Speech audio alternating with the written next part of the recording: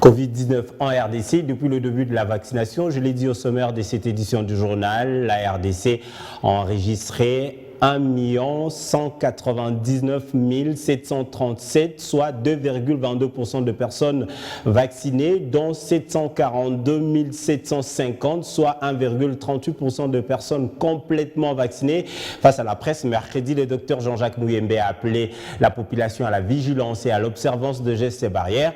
Elle a également demandé aux personnes impliquées dans la vaccination de multiplier les efforts pour sensibiliser la population à se faire vacciner. Il y aura la vaccination de routine qu'ils ont mis là, et également le point mobile pour pouvoir atteindre, n'est-ce pas, la population. Et donc on s'approche de plus en plus de communautés de la population pour administrer, n'est-ce pas, ces vaccins.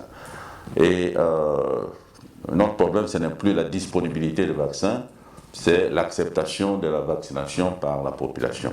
Et là, c'est le travail que le CREC est en train donc, de faire pour convaincre le plus de personnes possible pour recevoir la vaccination. On a déjà prouvé ça. Donc, quelqu'un qui est vacciné peut encore faire l'infection, peut encore être contaminé. Mais s'il est contaminé, il ne va pas développer une maladie grave. Il ne sera pas hospitalisé.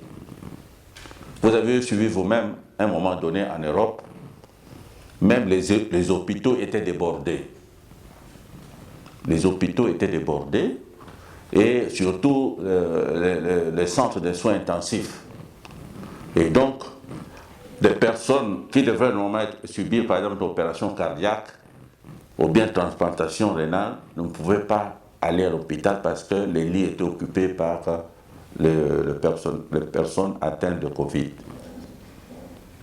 Mais lorsqu'on a commencé à vacciner, on a vu que les taux d'occupation des lits baissent en fonction de la couverture vaccinale. Et nous avons tous vu qu'en Europe, on a repris les jeux, les compétitions de football dans les stades, c'est rempli de monde. Et ça, c'est dû à quoi? C'était dû au succès, n'est-ce pas, du vaccin. Donc, nous disons qu'un petit nombre de personnes vaccinées peuvent refaire l'infection. Mais ce nombre-là qui refait l'infection ne sera pas hospitalisé. C'est ça l'avantage, n'est-ce pas, du vaccin. Et personne ne peut contredire cela, puisqu'on a vu les effets.